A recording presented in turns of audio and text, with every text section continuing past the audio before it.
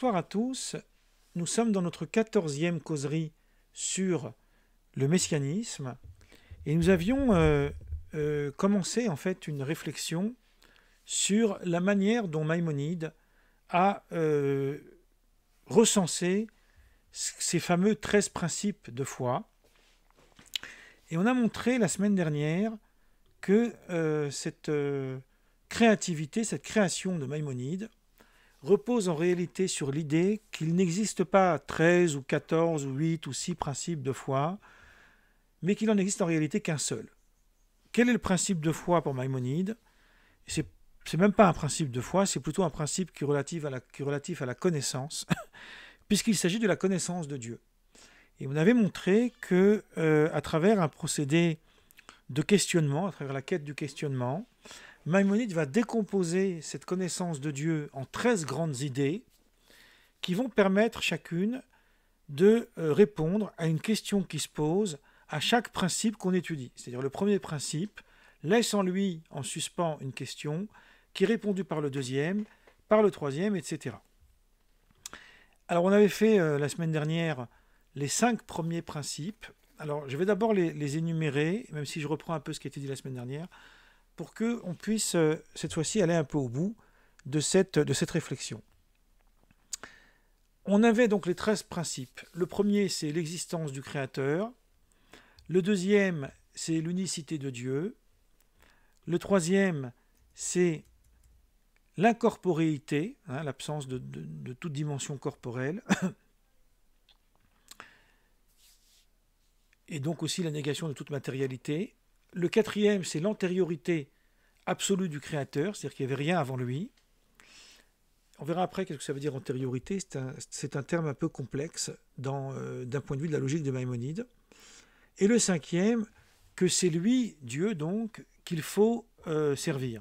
Il faut rendre un culte à ce Créateur. Ça, c'est une logique qui viendrait en fait contrecarrer la conception païenne de la divinité, qui rend culte évidemment à d'autres divinités. On va s'arrêter pour l'instant à ces 5 principes, parce qu'on va s'apercevoir que ces 5 principes qu'on vient de voir relèvent de Dieu, et plutôt de la connaissance de Dieu directement. Quand je dis que le premier principe c'est l'existence du Créateur, il faut l'entendre d'abord à la manière dont Aristote parle du premier agent. C'est-à-dire que dans le livre de la connaissance, Maïmonide nous dit Yesod à Yesodot, je traduis de l'hébreu, le premier paragraphe du livre, Yesod à Yesodot, le fondement des fondements, Ve'amud hachormot est le pilier des sagesses, où l'ida, c'est de savoir, donc là il introduit la notion de connaissance, on voit bien à quel point Maïmonide est très pointilleux sur cette idée, qu'il y a ici ou là-bas, chez Yesham, on ne sait pas trop qu'est-ce que ça veut dire ce terme de là-bas, mais enfin il emploie ce terme de là-bas. En hébreu c'est Sham. Matsui Rishon, un premier agent. En hébreu, littéralement, Matsui, c'est quelque chose qui est, donc un être premier. Et il continue, Maïmonide, il poursuit en disant Vehu mamtsi kol nimtsa. Et c'est lui qui fait exister tout ce qui est. La notion de Matsui, c'est la notion d'une chose qui est. Et ensuite, il nous dit V'chol animtsein, et tout ce qui se trouve Bashamaim ou Baaretz, dans les cieux ou sur terre, Lo nimtseu, et là me'amitat tematso. Cette phrase, elle est très, très difficile à traduire.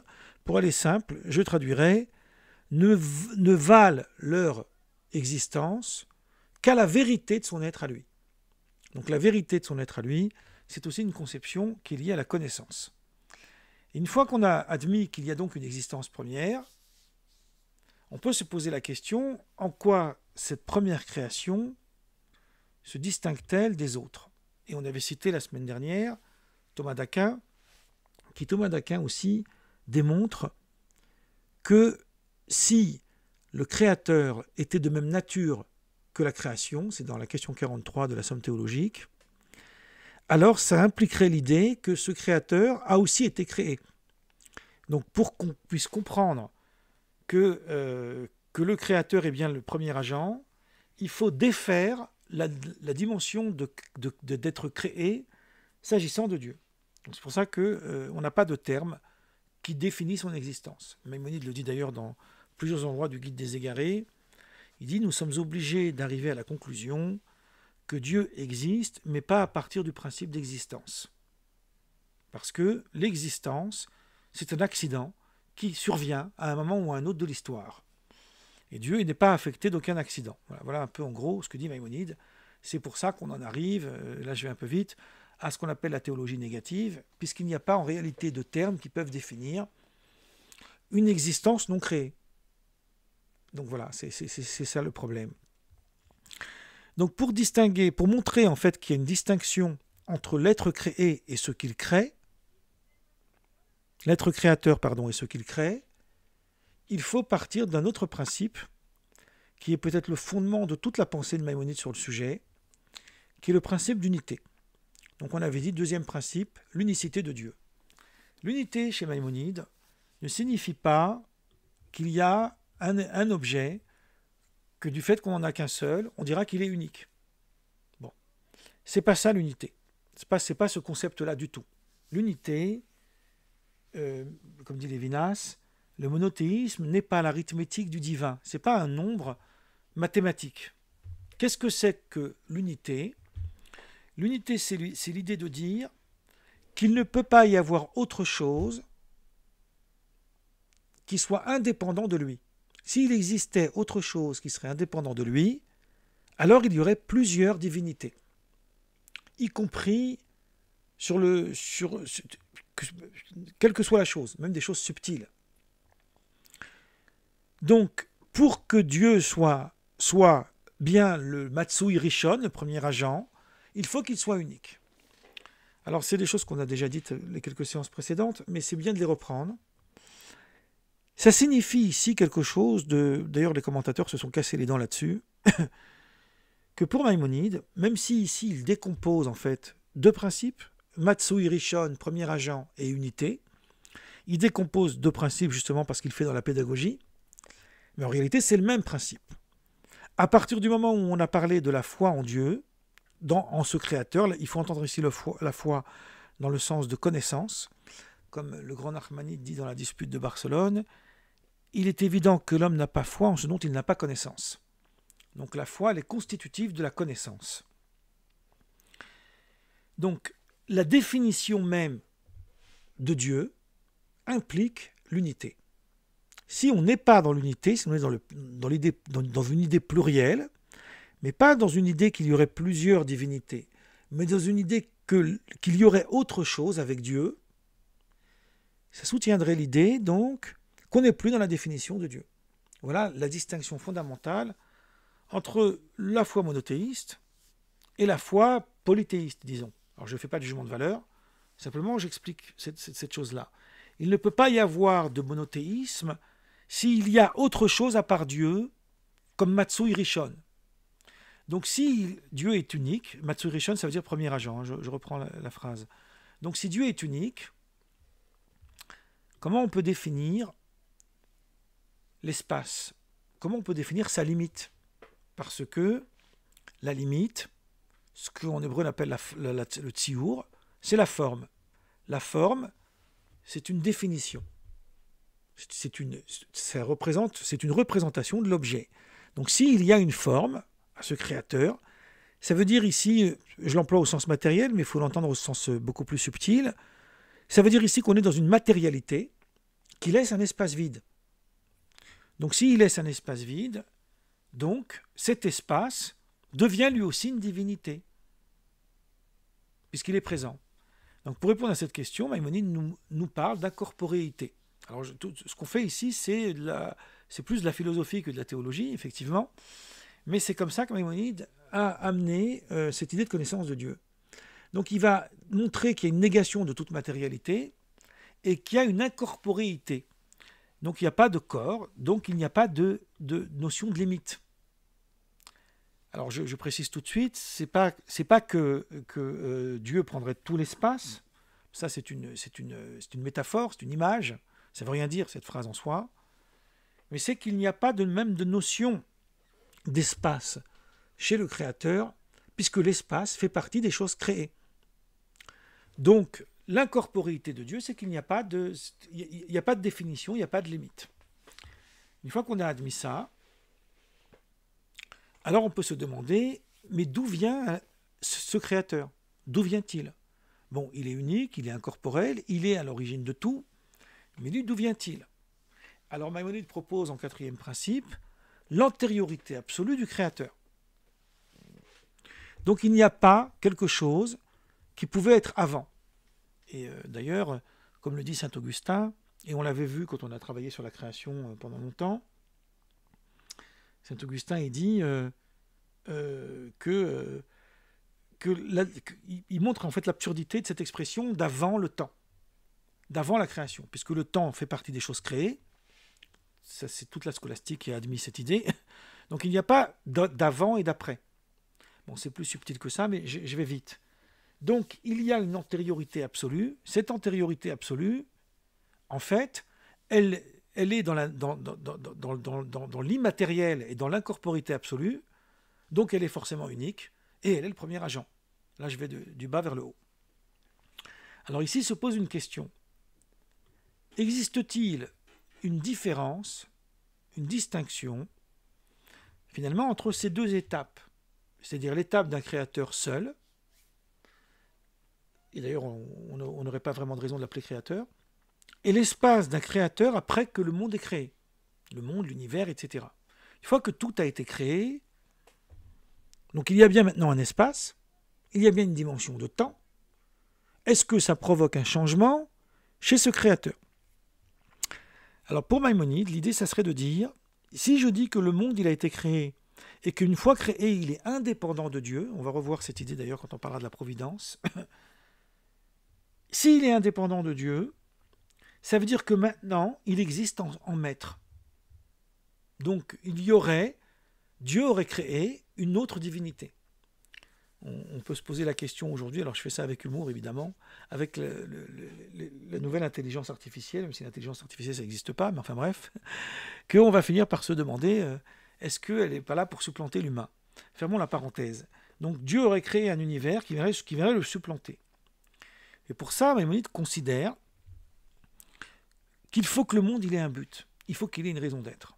S'il n'a pas une raison d'être, et non seulement, pardon, j'ai pas fini ma phrase, il faut qu'il ait non seulement une raison d'être, mais il faut que cette raison d'être découle de la vérité de son être à lui.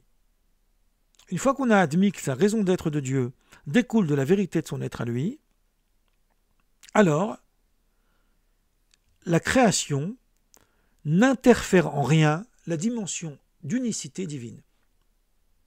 Cette idée, elle est extrêmement importante parce qu'elle est présente dans toute la pensée de Maïmonide. Donc, c'est pour ça que c'est lui qu'il faut servir. Parce qu'en rendant culte à ce créateur, on fait sens à la création. Donc une fois qu'on a fini d'élaborer ces 5 principes, les 5 premiers, on est dans la réalité ici de la connaissance de Dieu. Ça va du premier agent, unité, incorporéité, antériorité, et le culte divin. Le culte divin justifie le fait que la création ne soit pas une contradiction dans l'existence du premier agent, et ne remet pas en question cette unité. Puisque, de la même manière, pour reprendre la phrase de Maïmonide du livre de la connaissance, que tout ce qui existe dans le ciel et sur la terre n'existe que parce qu'il émane de la vérité de son être à lui, ne vaut son existence que parce qu'il émane de la vérité de son être à lui, ce principe est vrai aussi longtemps que le monde a un sens qui a été initié par le premier agent. Et ce sens initié par le premier agent, c'est le culte.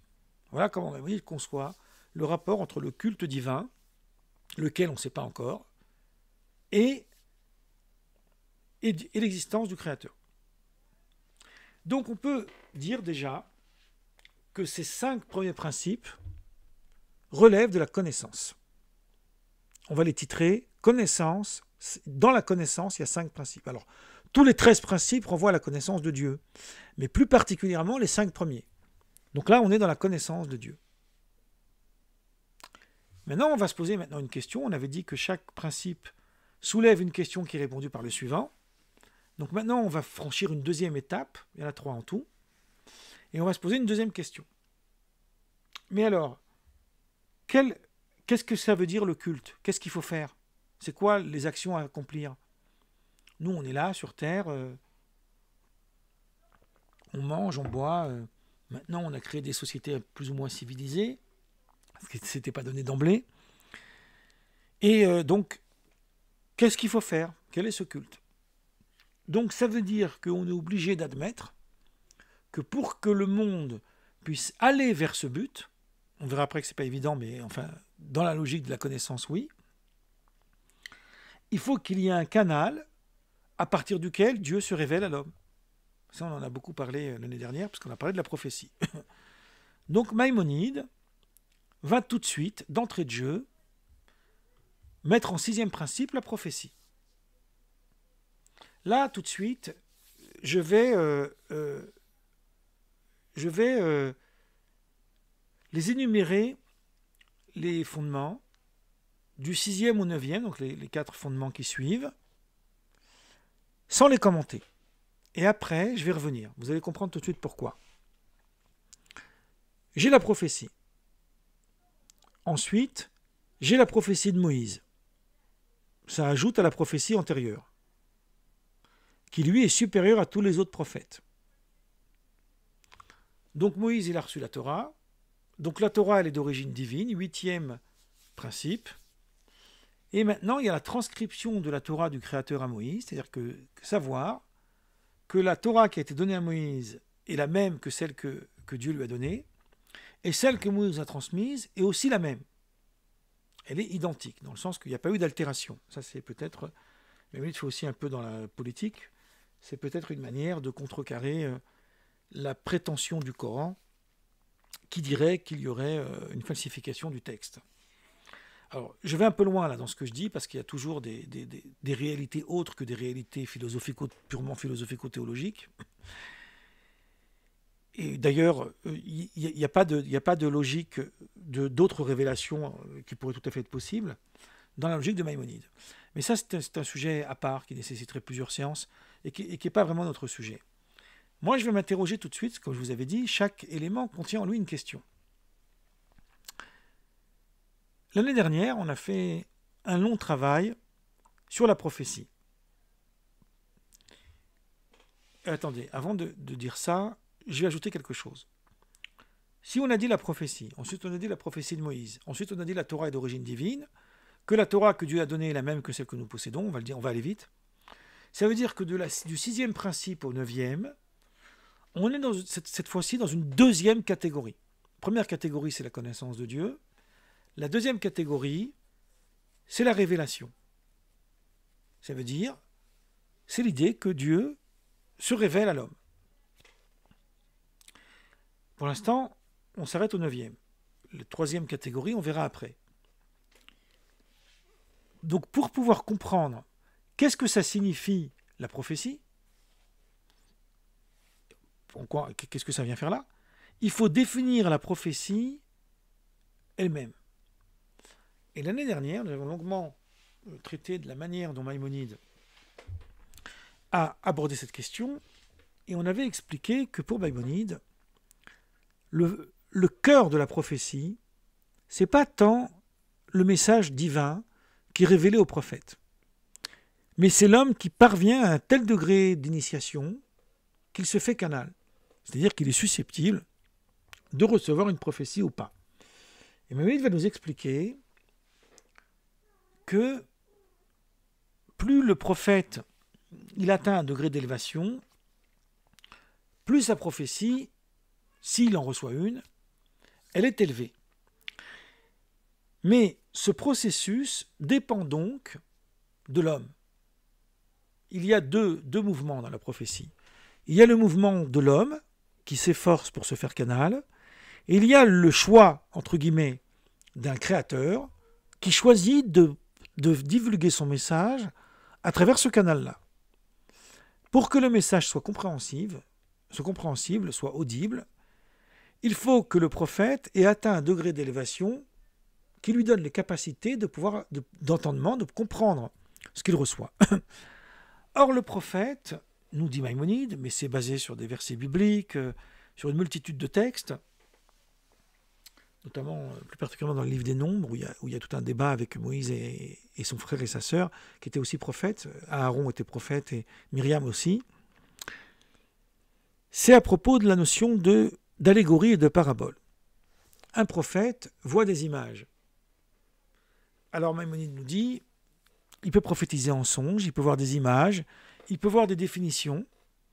D'autres peuvent voir uniquement les images sans voir les définitions, ils peuvent les comprendre d'eux-mêmes. Mais il y a une difficulté d'adapter d'une manière certaine, de créer, ça veut dire d'une manière certaine, ce lien entre la révélation et le message divin. Parce qu'il est possible que le prophète ait compris le message divin, mais d'une manière tellement métaphorique que ce soit peu audible et qu'on ne puisse pas vraiment savoir de quoi il s'agit. Alors, pour répondre à cette question, Maïmonide va donc nous dire, une fois qu'on a admis que le prophète, c'est lui qui a atteint ce degré, c'est-à-dire qu'il s'élève pour parvenir vers ce degré, il faut distinguer dans le champ prophétique deux catégories de prophétie.